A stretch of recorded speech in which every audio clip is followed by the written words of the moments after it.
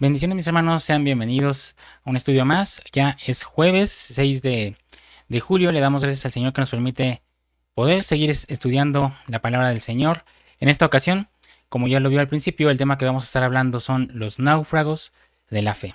Estamos en Primera de Timoteo parte 8 y nos da mucho gusto poder continuar y poder exponer esta hermosa carta de la primer epístola a Timoteo del apóstol Juan.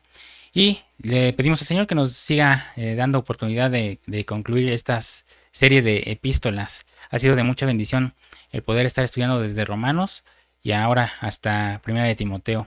Así que, mi hermano, lo invito para que usted vaya por su Biblia, por su cuaderno, prepare su corazón. Vamos a dar inicio a este nuevo tema de Primera de Timoteo, estamos en la parte 8. Así que póngase cómodo, vamos a iniciar.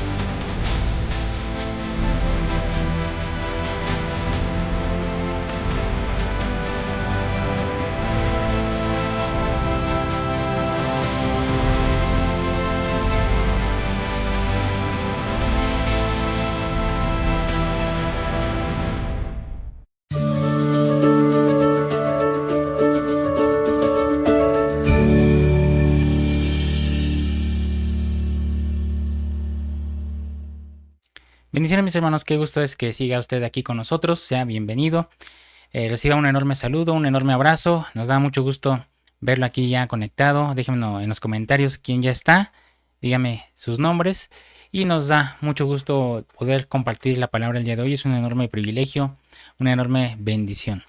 A los hermanos que nos ven por primera vez les voy a invitar a que se suscriban, es completamente gratis mis hermanos, usted nada más le clica ahí en suscribirse.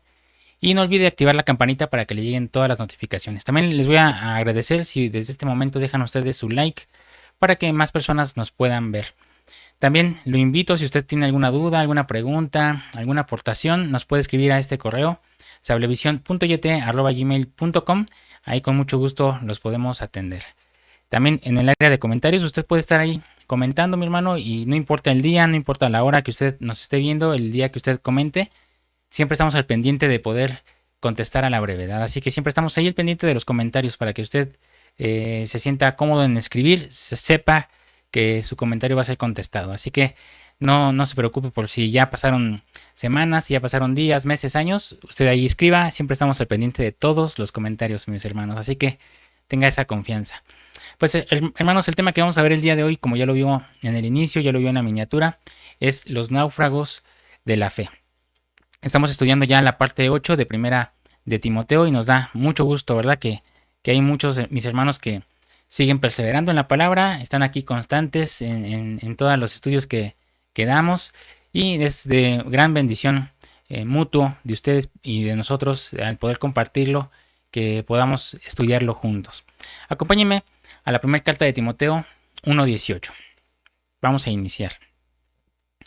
Este mandamiento, hijo Timoteo, te encargo, para que conforme a las profecías que se hicieron antes cuanto a ti, milites por ellas la buena milicia, manteniendo la fe y buena conciencia, desechando la cual naufragaron en cuanto a la fe algunos, de los cuales son Himeneo y Alejandro, a quienes entregué a Satanás para que aprendan a no blasfemar. Fíjese, hermano, el tema de hoy se llama los náufragos de la fe, los que naufragaron en la fe. Dios nos está dando el privilegio, mi hermano, es una enorme bendición, un enorme privilegio de poder sentar doctrina en cuanto a la fe. Y por eso estamos viendo una fe por tema, porque estos temas, hermanos, son muy importantes y no podríamos mencionarlos así los 18 de un jalón sin darle su respectivo tiempo a cada uno, porque es muy importante cada tema, hermano. Acompáñenme a Segunda de Timoteo 3:1. Segunda de Timoteo 3:1. También debes saber esto: en los postreros días vendrán tiempos peligrosos. Otras traducciones, hermano, como la Peshitta, dice tiempos difíciles. Y es que es la verdad, hermano, estamos viviendo tiempos difíciles, tiempos peligrosos. Pero eso, hermano, no es solo más que una señal de que nuestra salida de la tierra cada vez está más y más cerca. Y eso es lo que nos llena de gozo, ¿verdad? ¿Cuántos dicen amén? Aquí en los comentarios usted ponga ahí un amén. Los que sepan poner emoticones, hay unas manitas levantadas para saber que usted dice amén a esta afirmación. Que ya falta muy poco, hermano, para que nosotros salgamos de esta tierra. Pero veamos por qué van a haber tiempos peligrosos y tiempos difíciles según la Biblia Peshitta. Acompáñenme al versículo 2, igual de 2 de Timoteo 3. Porque habrán hombres amadores de sí mismos, avaros, vanagloriosos, soberbios, blasfemos, desobedientes a los padres, ingratos, impíos, sin afecto natural, implacables, calumniadores, intemperantes, crueles, aborrecedores de lo bueno, traidores, impetuosos, infatuados, amadores de los deleites más que de Dios, que tendrán apariencia de piedad, pero negarán la eficacia de ella, y a estos evita. Fíjese, hermano, que nos da aquí el apóstol Pablo en 2 de Timoteo 18 características de los hombres de los últimos tiempos, a los que yo les he llamado los hombres bestia. Pero lo tremendo, hermano, es que dice que estos hombres tendrán apariencia de piedad, pero negarán la eficacia de ella. Ya ustedes saben por qué les digo los hombres bestia, ¿verdad? Son 18 características que no es más que el 666, la marca de la bestia. Y estos, pues, que tienen estas 18 características son los hombres bestias, que son los hombres de los últimos tiempos, hermano, de los tiempos peligrosos. Entonces, nosotros estamos enfrentando un tiempo donde se está levantando gente aparentemente buena, que tienen apariencia de piedad, pero la niegan la eficacia de la piedad. A estos hay que evitar. Pero hay gente buena, hermano, o estos que se hacen pasar por apariencia de piedad, llaman a lo bueno malo, y a lo malo le llaman bueno. Y cuando vemos esto, hermano, tenemos que levantar las 18 fes que están en 1 de Timoteo y que ya enseñamos 5. Ahora vamos por la sexta. Para los que van apuntando ahí, vayan apuntando la sexta. La vamos a leer en 1 de Timoteo 1:19. Acompáñenme ahí. 19 y 20. Manteniendo la fe y buena conciencia, desechando la cual naufragaron en cuanto a la fe algunos. Versículo 20. De los cuales son Himeneo y Alejandro, a quienes entregué a Satanás para que aprendan a no blasfemar. Entonces, mi hermano, en la fe hay náufragos. Y esa palabra náufrago se deriva de la palabra 3489 de la Concordancia Strong, de una palabra griega que se pronuncia naugageo y quiere decir quedarse aislado. Entonces, los náufragos de la fe son los apóstatas que perdieron su fe, que entregaron su fe. Y eso es lo que vamos a ver en estos últimos tiempos. A muchos, hermanos, que regresan la fe, entregan su salvación, ya no la quieren. Un naufragio, hermano, es la pérdida o la ruina de una embarcación. Es un desastre, ¿verdad? Entonces, el apóstol Pablo le está diciendo que hay un desastre. Y el desastre es que hay muchos, hermanos, que perdieron su fe, que se quedaron aislados en su propio mundo, en su propio pensamiento, de decir hay que vivir la vida, hay que disfrutarla. Acabo que la vida es muy corta y muy frágil. Y entonces pues hay que disfrutarla, según dicen ellos, ¿no? Y fíjese que el apóstol Pablo experimentó literalmente el naufragio. Acompáñeme a 2 de Corintios 11:25. Él sabía muy bien del tema de los naufragios y él está hablando de los náufragos de la fe. Fíjese cómo aparece aquí en 2 de Corintios 11:25. 3 veces he sido azotado con varas, una vez apedreado, 3 veces he padecido naufragio. Una noche y un día he estado como un náufrago en alta mar. Y lo más glorioso, hermano, es que de esas 3 veces que naufragó, lo libró el Señor, lo guardó del peligro. Entonces el apóstol sabía lo que es ser náufrago, lo que es quedarse en medio del mar por una noche y por un día. Y entonces en medio de eso vino la revelación y dijo, alguno naufragó en su fe, es decir, se quedaron aislados en su fe. Y mis hermanos, eso nos debe pasar, no nos debe pasar a nosotros, porque los tiempos peligrosos, los tiempos difíciles, ya los estamos viviendo, ¿verdad? Y necesitamos de nuestra fe para salir victoriosos. No hay de otra forma, hermano, sino que agarrados del Espíritu Santo y con la fe bien firme. El ejemplo del apóstol Pablo es muy importante en cuanto a la visión de la fe. Para Pablo, la fe es un barco que nos lleva de regreso a la eternidad. Es un transporte, es un barquito, una embarcación. Y perder la fe es pues tener un naufragio en el mar de este mundo. Un náufrago, hermano, se aísla y no tiene muchas oportunidades de vivir. El apóstol Pablo le enseña a Timoteo que la fe es la embarcación que nos lleva de regreso a casa. La fe, hermano, se va a despedir de nosotros en la eternidad, porque la Biblia dice que la fe tiene un fin, la fe se va a acabar. Mire, acompáñeme a 1 de Pedro 1:9. Obteniendo el fin de vuestra fe, que es la salvación de vuestras almas. Cuando nuestras almas sean salvadas, hermano, sean rescatadas, ahí es la culminación de la fe. Ahí termina la fe. Ahí se termina el destino, hermano, que lleva. Cuando lleguemos a la eternidad y veamos la gloria de Dios, allí la fe nos va a decir, bye, hasta pronto, ya te traje a tu destino. Y eso va a ser, hermano, glorioso, ¿verdad? Así que cuando hablemos de los náufragos de la fe, nos salen algunos nombres. El primer náufrago de la fe, aunque tuvieron de misericordia, pero fue un náufrago, usted ya sabrá de quién hablo, ¿verdad? De Jonás. Acompáñeme a Jonás 1:4. Creo que es el náufrago más famoso de la Biblia. Jonás 1:4.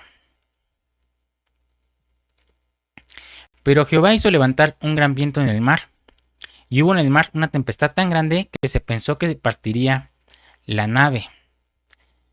Y los marineros tuvieron miedo y cada uno clamaba a su Dios y echaron al mar los enseres que había en la nave para descargarla de ellos. Pero Jonás había bajado al interior de la nave y se había echado a dormir. Usted sabe toda la historia de Jonás, ¿verdad? Entonces, uno de los náufragos de la fe fue Jonás. Pero los regresaron a la fe. Jonás dijo, a mí no me importa, tú me quieres llevar a Nínive, yo me voy a Tarsis y me meto ahí abajo de la embarcación a dormir. Se echó ahí, no le interesó ya nada. ¿Qué les pasa a los que regresan a la fe, hermano? Se echan a dormir, es decir, ya no están velando porque el Señor viene pronto. Ya no les interesa leer la Biblia, ya no les interesa asistir a la congregación, ya no les interesa orar, ya no les interesa absolutamente nada que venga de parte de Dios. Y se echan a dormir, quedan dormidos en su fe. Ya Jonás, ahí dormidito, el Señor tiene misericordia de él. Y quiere decir que hay náufragos, hermano, que por misericordia y por milagro, que el Señor va a salvar y los va a regresar. Quiere decir que hay apostasía reversible como la de Pedro, que se negó al Señor, pero el Señor tuvo de él misericordia, ¿verdad? de Pedro. Y apostasía irreversible como la de Judas, que él ya no se arrepintió y se terminó suicidando, ¿verdad? Entonces, Jonás fue un náufrago de la fe. Pero veamos lo que llevó a Jonás a naufragar. La primera razón por la que Jonás naufragó es porque no fue capaz de perdonar. Vamos a leer Jonás 1:1. Vamos a leer versículo 1 y 2. Vino palabra de Jehová a Jonás, hijo de Amitai, diciendo: Levántate y ve a Nínive, aquella gran ciudad y pregona contra ella, porque ha subido su maldad delante de mí. El Señor le da un mensaje a este profeta, al profeta Jonás, y le dice que vaya y predique. Pero más adelante la Biblia nos enseña cuál es el pensamiento de Jonás. Aquí ya encontramos la orden, ¿verdad? La orden es: ve a Nínive y predica. Vamos a ver qué es lo que pensaba Jonás en Jonás 4:1. Pero Jonás se apesadumbró en extremo y se enojó. Ya cuando el Señor salva a Nínive. Y oró a Jehová y dijo: ahora, Jehová, ¿no es esto lo que yo decía estando aún en mi tierra? Por eso me apresuré a huir a Tarsis, porque sabía yo que tú eres Dios clemente y piadoso, tardo en enojarte y de grande misericordia, y que te arrepientes del mal. Fíjese, hermano, cómo pensaba Jonás. Jonás no quería ir porque decía: yo quiero ver esa ciudad arder. Yo no quiero que el Señor la perdone. Jonás no quería ir a Nínive porque sabía que Dios perdonaría a los de Nínive. Y Nínive, hermano, era la capital del imperio asirio. Y los asirios llevaron cautiva a Israel y fueron malos con ellos. Y Jonás, que amaba a su nación, Jonás quería ver la venganza. Jonás quería ver caer fuego del cielo. Pero en vez de eso, Jonás vio a un Dios de misericordia que iba a perdonar a Nínive. Y dijo: no, ¿para qué voy? Yo quiero ver la ira del Señor sobre ellos. No había perdón en Jonás. Entonces, hermano, mucha gente pierde su fe porque no perdona. Y muchos quieren la destrucción de sus enemigos. Pero hay de aquel que se goza, hermano, cuando le pasa algo mal a su enemigo. Porque ese daño prontamente se le regresará. Porque la Biblia nos enseña que lo que siembra, se cosecha. Amén. Así que, hermano, usted no pague mal con mal. Usted siempre procure hacer el bien. Aunque, hermano, a usted lo traten con la punta del pie, usted trate de la mejor forma. Como a usted le gustaría que lo traten a usted. Usted dé testimonio. Si usted tiene un enemigo que está ahí en contra, no diga: Señor, hazle caer fuego del cielo. No, al contrario, Señor, bendícelo y perdónalo. Porque no sabe con quién se está metiendo. Perdónalo. Así nos enseñó el Señor Jesús, ¿verdad? El verdadero evangelio, hermano, se basa en el perdón, en la misericordia, en la gracia. Por eso, si no queremos perder la fe y ser náufragos de la fe, tenemos que aprender a perdonar. Amén. Sé que es difícil y van a decir: ay, hermano, es muy fácil decirlo, pero es difícil. Sí, hermano, pero si tu espíritu está lleno de la palabra, si tu espíritu está fuerte, si tu vida espiritual es más fuerte que tu vida carnal, vas a ver que es más sencillo perdonar de lo que ahora pudiera sonar difícil. Se hace muy sencillo, hermano. Porque tienes el Espíritu Santo de tu lado, tienes al Señor ahí guiándote y esas emociones almáticas ya no tienen lugar porque el espíritu de nosotros está más fuerte. Entonces la carnita siempre se va con el mando más fuerte. Si el espíritu está fuerte, se va con el espíritu y obedece. Pero si el alma está fuerte, hermano, ahí sí, sería muy difícil perdonar y el cuerpito se va con el alma. Y es ahí donde se empiezan a traer raíces de amargura, enfermedades, depresión. Todo eso, hermano, es por culpa del alma, que repercute en el cuerpo. Todas las enfermedades, llámese como se llamen, vienen por lastimaduras, por enfermedades del alma. Así que, hermano, si usted quiere ser sano de la enfermedad que usted tenga, llámese como se llame, métase en la palabra, fortalezca el espíritu y pídale al Espíritu Santo que lo guíe, que le revele su palabra y que lo libre de esa enfermedad que fue causada por la enfermedad primeramente del alma. Cuando el alma sea sana, el cuerpo también será sano.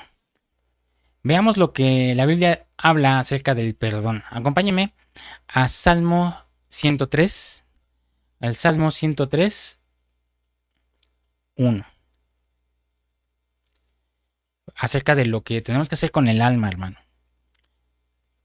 Bendice, alma mía, a Jehová, y bendiga todo mi ser su santo nombre. Bendice, alma mía, a Jehová, y no olvides ninguno de sus beneficios. Él es quien perdona todas tus iniquidades, el que sana todas tus dolencias. Aquí está la respuesta, hermano, y el pie de imprenta de lo que le acabo de decir. Si usted está sufriendo de alguna enfermedad, de alguna dolencia, dígale al alma, bendice, alma mía, al Señor. El Señor es el que perdona todas tus iniquidades, almita, todo lo que cometiste, los errores en el pasado. El Señor ya te los perdonó. Olvídalos ahora tú. Él es el que sana todas tus dolencias. Amén. Entonces, cuando perdonamos, somos sanados. Y esa es la razón, hermano, de que haya tanta gente enferma, porque no ha perdonado. Así que ponga usted ahí manos a la obra, hermano, y si usted tiene alguna enfermedad que no ha logrado vencer, ya sabe por qué es. Y es que uno dice, es que yo ya perdoné, pero no olvido. Eso sí, no. Y no, hermano, ese es el punto medular del perdón. El olvidar. Que fulanito me hizo algo. Si todavía lo recuerdas, quiere decir que no lo has perdonado. Mejor perdona y olvida. Amén. El perdón liberta. Y todo el que no perdona es candidato para naufragar de la fe. Así que mis hermanos, lo malo que nos pudieran hacer hoy, para mañana ya no debe estar en nuestros corazones. Hay que perdonar, hay que aprender a perdonar. Perdonemos, que perdonar es olvidar. Amén. La segunda característica de los náufragos de la fe la encontramos en Jonás 1.3. Acompáñeme a Jonás 1.3. Y Jonás se levantó para huir de la presencia de Jehová a Tarsis, y descendió a Jope, y halló una nave que partía para Tarsis, y pagando su pasaje, entró en ella para irse con ellos a Tarsis, lejos de la presencia de Jehová. La segunda característica de los náufragos de la fe es que se alejan de la presencia de Dios, o pretenden alejarse. Sabemos que por más lejos que nos vayamos, hermano, el Señor no nos podemos esconder de Él y siempre nos irá a buscar. No nos podemos alejar de la presencia de Dios. Pero estos, hermanos, los náufragos de la fe, pretenden alejarse del Señor y creen que se pueden alejar y ya no oran, ya no leen la palabra, ya no van a la congregación. Cuando se alejan de la presencia de Dios, corren el riesgo, hermano, de naufragar de la fe. Y es que la presencia de Dios es lo que nos mantiene en la fe. Lo vimos en el estudio pasado, ¿verdad? En la permanencia. El náufrago no perdona. Pero el náufrago también se aleja de la presencia de Dios y lo va haciendo poco a poco, hermano. Al punto que cuando se pierde, pues ya ni cuenta se da. Ya para el náufrago de la fe es muy natural la vida que está viviendo y su espíritu no le llama ni siquiera a congregarse, ni a leer la Biblia, ni a orar. Él ya vive una vida natural y para él es común. Ya es no se da cuenta, hermano. Por eso, si no queremos naufragar de esta fe de la que muchos van a naufragar, mantengámonos en la presencia de nuestro Señor. Allí nuestra fe se va a mantener. Aunque a usted no le pese, hermano, si abren un día más de reunión en la congregación. Entre más días usted se congregue, pues mejor. Y no digo que eso sea la clave, pero digamos, hermano, si usted está enamorado, usted no quisiera pasar todo el día ahí en la casa de su amada o de su amado, si es mujercita. Yo creo que sí, ¿verdad? Todo el tiempo estar ahí viendo al amado o viendo a la amada, platicando de su día a día, ¿verdad? Si nosotros estamos enamorados del Señor, pues obviamente querríamos estar todo el tiempo en la congregación, también todo el tiempo en oración, todo el tiempo en una comunión directa con el Señor, personal y en unión con más hermanos, ¿verdad? En congregación, porque no es bueno que esté uno de allanero solitario. Vamos a la tercera característica de los náufragos de la fe y lo encontramos en Jonás 1.4. Jonás 1.4. Pero Jehová hizo levantar un gran viento en el mar, y hubo en el mar una tempestad tan grande que se pensó que se partiría la nave. Y los marineros tuvieron miedo y cada uno clamaba a su Dios, y echaron al mar los enseres que había en la nave, para descargarla de ellos. Pero Jonás había bajado al interior de la nave y se había echado a dormir. Fíjese, hermano, los náufragos de la fe se quedan dormidos.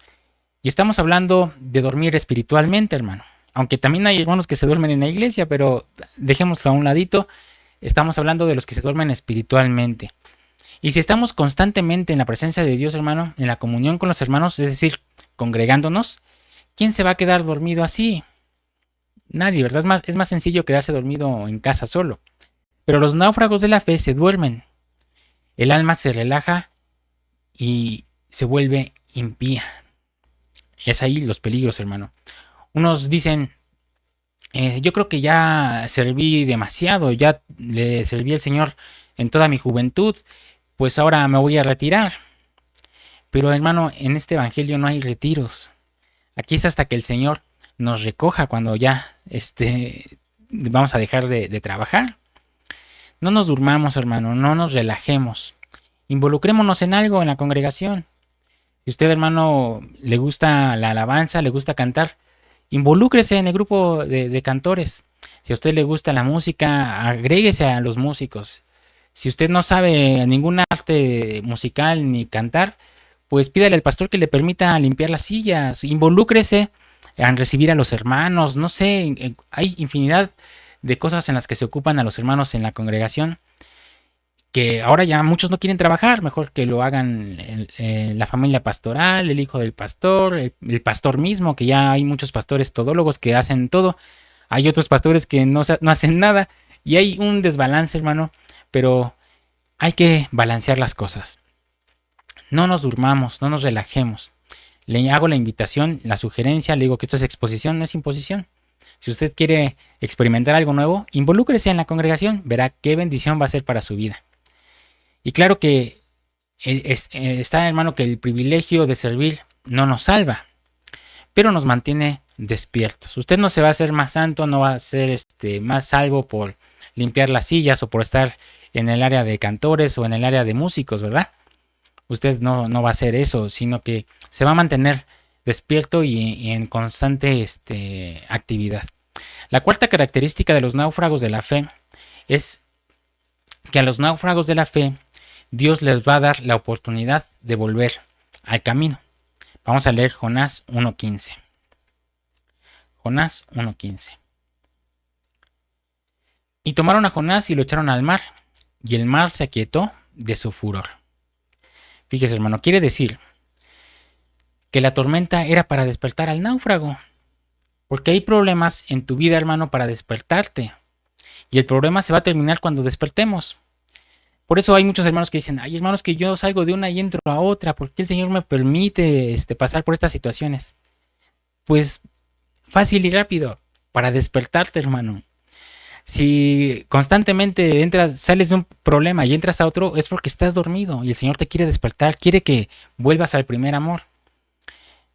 Y es que, hermano, los problemas en la casa, si no estoy bien con mi esposa, estoy mal con mis hijos. Si estoy bien con mis hijos, estoy mal con mi esposa. Y eso, hermano, es una constante de los que están dormidos. El Señor lo que quiere es despertarte. Así que si tienes un problema, llámese como se llama, hermano, mejor despierta, porque el tiempo se acorta y el tiempo está más cerca que nunca de que veamos al Señor en gloria. Pero si estás dormido, te va a pasar como a Israel, que ni cuenta te vas a dar. Así que no nos quedemos dormidos, hermano. Si no quieres pasar por tormentas, despierta. Hay que despertar rápido. Amén. Vamos a leer el versículo 16.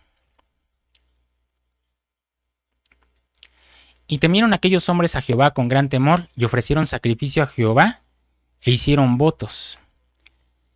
Pero Jehová tenía preparado un gran pez que tragase a Jonás, y estuvo Jonás en el vientre del pez 3 días y 3 noches. Jonás, hermano, pasó de un barco muerto a un barco vivo.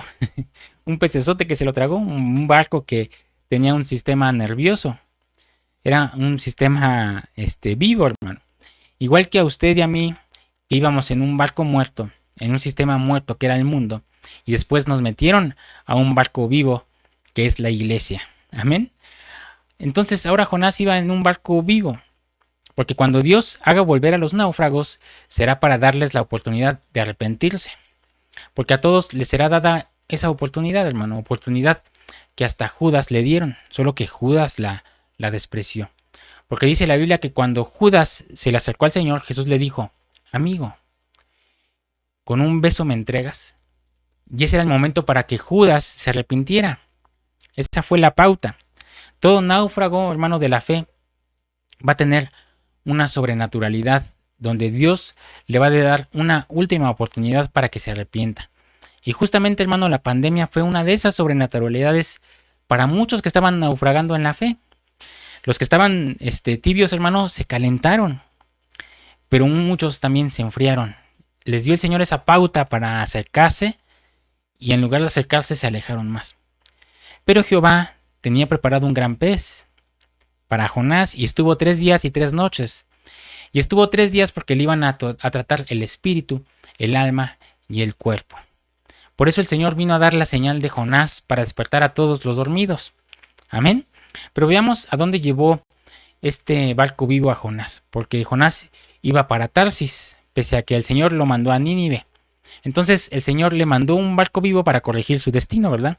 Y vea a dónde es que lo llevó este gran pez. Porque ese barco, este gran pez, hermano, lo llevó al infierno. Lo llevó al Seol. Para que viera a dónde van las almas rebeldes a Dios. Quiere decir que al igual que a Lázaro, a Jonás lo trataron afuera del cuerpo para que viera cómo era el infierno. Porque antes de que Lázaro muriera, hermano, llegaba Jesús y Lázaro nunca estaba listo para escuchar la palabra. Pero después de que lo regresaron a la vida, ahí estaba el primerito Lázaro de los que estaban con el Señor. Así que sí lo arreglaron, ¿verdad? Afuera del cuerpo. Quiere decir, hermano, que si los náufragos no se ponen las pilas, los va a sacar Dios del cuerpo para arreglarlos afuera. Y yo creo que nadie queremos tener esas experiencias, ¿verdad? Que nos saquen del cuerpo y nos lleven al mismísimo Seol. Mejor hay que mantenerlos despiertitos y obedientes, ¿verdad? Fíjese cómo dice Jonás 2:1. Entonces oró Jonás a Jehová, su Dios, desde el vientre del pez. En todo el capítulo 1, hermano, Jonás ni siquiera oró. Ya viene el capítulo 2, se lo traga el pez y ahí Jonás empieza a orar. Pregúntese usted, hermano, ¿por qué se lo está tragando el pez de la deuda, el pez de la enfermedad, el pez de la angustia? ¿Para qué? Para que ores, hermano. Esto es un tema también un poco controversial, hermano, pero el Señor nos ha mandado aquí a tener comunión con Él. Amén. No estamos aquí de vacaciones. Estamos aquí para cumplir un propósito. ¿Cómo vamos a saber esos propósitos, hermanos, si no platicamos con el Señor? Muchos ya dicen que orar es pura petición y están muy equivocados porque orar no es petición, hermano. Orar es platicar, orar es tener una comunión con el Señor. Darle gracias, ofrecerle nuestra ofrenda. Eso es una oración. Pero muchos dicen, ya no hay que orar porque el Señor sabe nuestras necesidades. ¿Para qué les vamos a estar pidiendo? No, hermano, eso no es oración. Todo trato de Dios a nuestra vida es para que nos consagremos. Amén. Así que si el Señor te metió a un gran pez, es para que te pongas a orar, para que dobles tus rodillitas y te metas en oración. Y no digas, no, es que el tiempo de oración fue para mis abuelos, para tiempos ya antiguos. Antes yo recuerdo que a todas las congregaciones donde uno asistía, en las bancas no había sillas, siempre había un lugar para hincarte, hermano, para poder orar. Yo recuerdo que cada vez que entraba uno a la iglesia, lo que hacían los líderes, los principales, siempre estaban en el pie del altar, hincados orando. Es algo que hoy se ha perdido, hermano. Hoy ya, ya no ponen nada para hincarse, ¿verdad? Ya puras sillas cómodas, aire acondicionado. Los pastores y los encargados, los principales, a nadie se toma la molestia de irse a orar, de irse a postrar sus rodillitas, de doblar sus rodillitas y de darle gracias al Señor por permitirnos un día más de congregarnos, ¿verdad? Eso se ha perdido poco a poco y es peligroso. Jonás 2:2. Y dijo, invoqué en mi angustia a Jehová y él me oyó. Desde el seno del Seol clamé y mi voz oíste. ¿Se da cuenta? No, que estaba dentro del pez. El pez lo fue a echar al fondo del Seol, al seno del Seol. Y ahí, hermano, es donde Jonás empezó a orar. La Reina Valera 2000 dice, y dijo, clamé de mi tribulación al Señor, y él me oyó. Del vientre del infierno clamé, y mi voz oíste. A Jonás lo enderezaron en el infierno, hermano. Lo enderezaron en el Seol. Lo sacaron del cuerpo y se lo llevaron al infierno para que reaccionara. Y regresó a predicar y para hacer la obra que Dios le encomendó. Los cristianos desobedientes, hermanos, se van al infierno para que los arreglen. Este era un profeta rebelde y lo llevaron al infierno para arreglarlo en su fe. ¿Usted quiere ser de esos que se lleven al infierno? Yo creo que no, ¿verdad? Que Dios tenga misericordia de nosotros y que nos ayude para que no nos vayan a tener que remendar en otra dimensión. Hay muchos hermanos que han regresado de otras dimensiones y déjenme decirles que no les ha ido nada bien.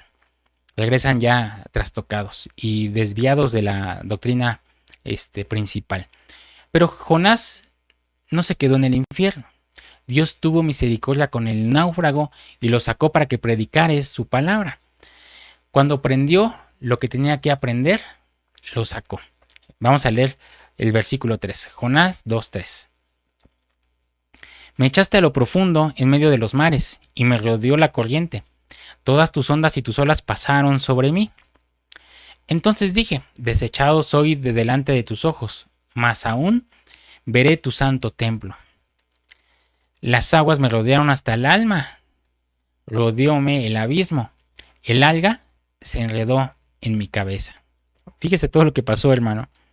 Quiere decir que Jonás fue en alma al infierno y el cuerpo se quedó dentro del pez. Y a su vez estaba figurando a Jesús cuando dejó su cuerpo en el sepulcro y su alma bajó hasta los infiernos. Amén. Jonás 2:6. Vamos a seguir leyendo. Descendí a los cimientos de los montes. La tierra echó sus cerrojos sobre mí para siempre. Mas tú sacaste mi vida de la sepultura, oh Jehová, Dios mío. Cuando mi alma desfallecía en mí, me acordé de Jehová, y mi oración llegó hasta ti en tu santo templo. Me voy a brincar el versículo 10. Y mandó Jehová al pez, y vomitó a Jonás en tierra. Ahora vamos a ver el capítulo 3, versículo 1. Vino palabra de Jehová por segunda vez a Jonás diciendo, levántate y ve a Nínive, aquella gran ciudad, y proclama en ella el mensaje que yo te diré. Y fíjese, se levantó luego y se levantó Jonás y fue a Nínive conforme a la palabra de Jehová. Y era Nínive ciudad grande en extremo de 3 días de camino. Después de ser procesado, hermano, ahora Jonás era obediente.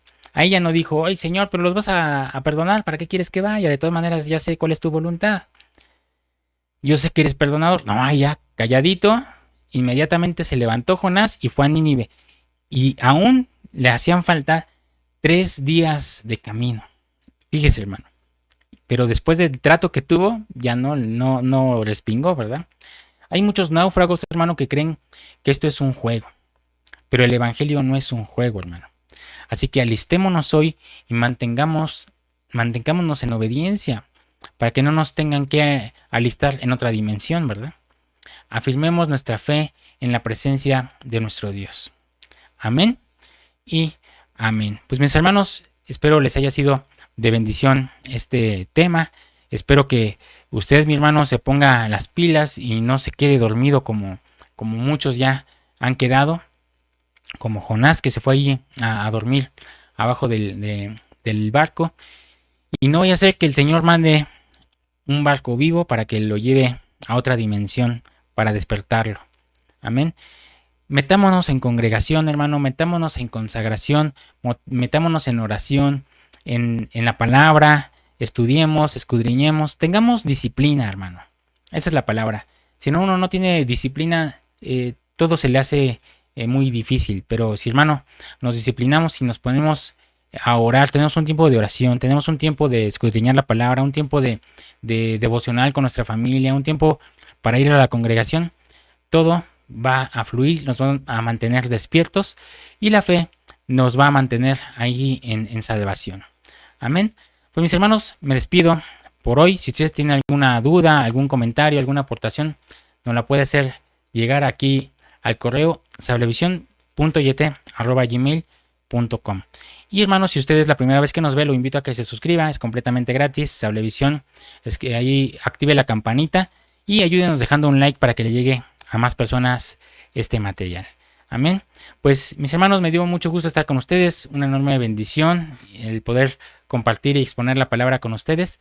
Me despido por esta vez, si el Señor no viene y así lo quiere, nos vemos por acá el martes a las 7 de la noche, hora de la Ciudad de México.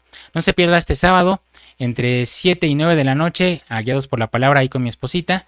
Y si el Señor nos lo permite, pues nos vemos acá conmigo otra vez el martes y jueves 7 de la noche, hora de la Ciudad de México. Pues mis hermanos, Dios los bendiga, pasen una excelente noche y nos vemos pronto. Les dejo este circulito para que se suscriba y este recuadro para que vea la lista de reproducción. Bendiciones.